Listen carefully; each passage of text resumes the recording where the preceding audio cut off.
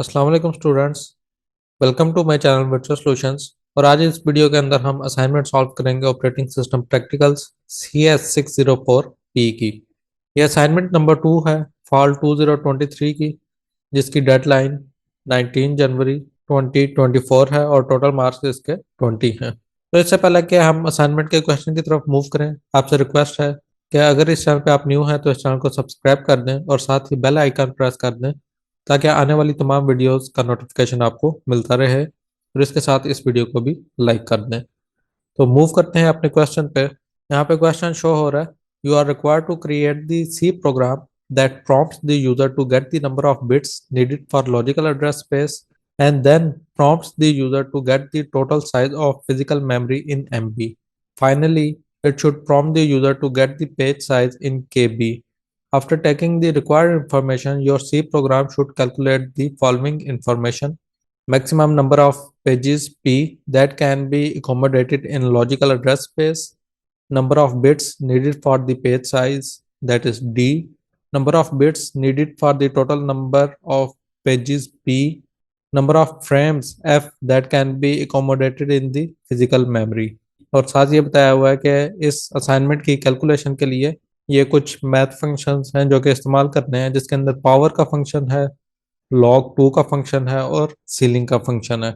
और ये तमाम फंक्शन हमें मैथ लाइब्रेरी में मिल जाएंगे। तो इस असाइनमेंट में ये जो बताया गया ना, prompt the user to get the total size of physical memory, इसका मतलब है कि हमने यूजर से physical memory size in MB हासिल करनी है। इसके अलावा जो चंद और चीज़ें यहाँ पे बताई गई हैं, पहले वो यूजर इंटर करेगा हमारे प्रोग्राम में और उसके बाद हम उसकी कैलकुलेशन परफॉर्म करेंगे, और जो हमारा रिजल्ट है वो कुछ इस टाइप का आना चाहिए। एक्चुअल में इस असाइनमेंट के लिए पहले हमने वर्चुअल बॉक्स इंस्टॉल करना है और उसके बाद उसके ऊपर यूबंटो करके हमने सी लैंग्वेज के अंदर ये प्रोग्राम लिखना है। लेकिन आज मैं आपको सिर्फ सी प्रोग्राम बताऊंगा कि उसके अंदर क्या कोडिंग होगी। उम्मीद है कि वर्चुअल बॉक्स इंस्टॉल करना और यूबंटो उसके ऊपर इंस्टॉल करना ये काम आप कर लेंगे, लेकिन फिर भी अगर आपसे ना हुआ तो कमेंट कीजिएगा। मैं ये टास्क भी आपको एक वीडियो में शो करवा दूंगा कि किस तरीके से हम वर्चुअल बॉक्स इंस्टॉल करके उसके ऊपर यूबंटो को इंस्टॉल कर सकते हैं। तो मूव करते हैं अपने सी लैंग्वेज के कोड की तरफ। यहाँ पे आप देख सकते हैं कि मैंने डेफ सी प्लस प्लस को यूज़ किया है कोडिंग के लिए। तो सबसे पहले ये दो हेडर फाइल्स हैं जो कि हम इंक्लूड करेंगे, इंक्लूड stdio.h और दूसरी इंक्लूड math.h, क्योंकि हमने मैथ के कुछ फंक्शन इस्तेमाल करने हैं तो उसके लिए ये हेडर फाइल ज़रूरी है। उसके बाद void मेन से हमारा मेन फंक्शन स्टार्ट होगा। आगे मैंने कुछ वेरिएबल डिफाइन किए हैं जो कि यहाँ पे यूज़ होने हैं। तो अगर मैं आपको रिक्वायरमेंट दिखाऊं तो हमें इन तमाम टास्क के लिए वेरिएबल रिक्वायर्ड है, मतलब लॉजिकल एड्रेस स्पेस इंफॉर्मेशन ये हम यूज़र से हासिल करेंगे तो उसे हम इस वेरिएबल के अंदर स्टोर करवाएंगे। इस तरीके से इसके थ्रू जब हम कैलकुलेट करेंगे लॉजिकल एड्रेस स्पेस साइज, तो इसके लिए भी हमें एक वेरिएबल रिक्वायर्ड है। नेक्स्ट हमने यूज़र से हासिल करना है inter physical address space information. तो यूज़र जब ये एंटर कर रहा होगा तो उसके लिए भी एक वेरिएबल रिक्वायर्ड होगा। फिर page size information in KB, इसके लिए भी वेरिएबल रिक्वायर्ड होगा। और उसके बाद जो नीचे हमने चार कैलकुलेशंस करनी है, इन चारों के लिए भी हमें वेरिएबल रिक्वायर्ड होगा। ये जो हमारे आंसर आ रहे हैं लॉजिकल एड्रेस स्पेस साइज और उसके बाद नीचे जो चार कैलकुलेशन की हुई है, इसके लिए हमें जो वेरिएबल रिक्वायर्ड है वो डबल का रिक्वायर्ड है, क्योंकि इन नंबर का जो साइज है वो इंटीजर की रेंज के अंदर नहीं आ सकता, जबकि बाकी ये जो तीन वेरिएबल हैं ये हम इंटीजर ही डिक्लेयर करवाएंगे।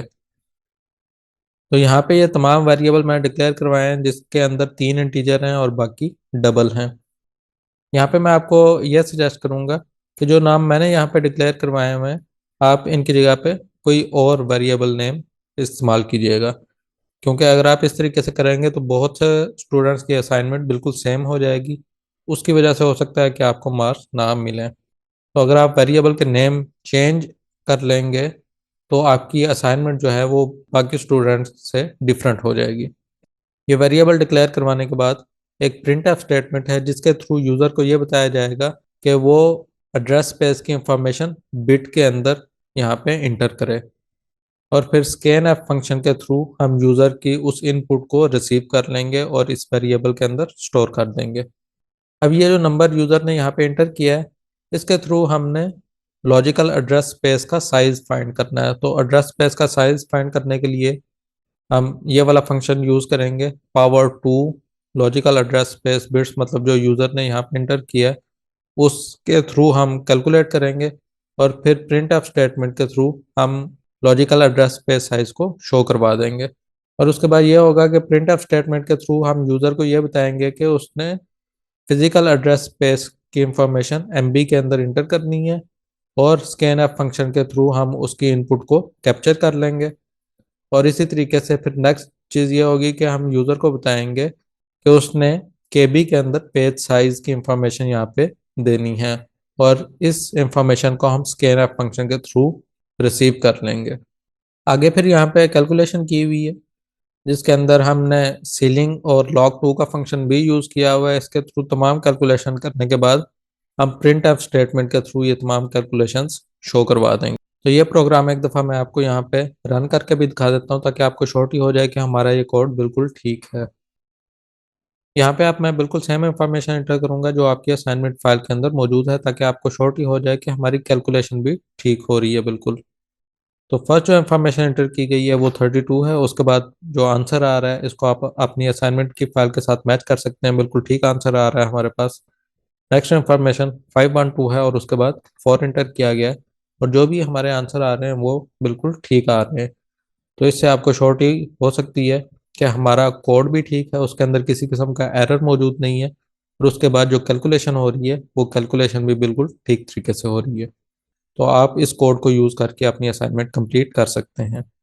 उम्मीद करता हूँ आपको ये वीडियो पसंद आई होगी। अपनी दुआओं में याद रखिएगा। मिलेंगे इंशाल्लाह नेक्स्ट वीडियो में, तब तक अल्लाह हाफिज़।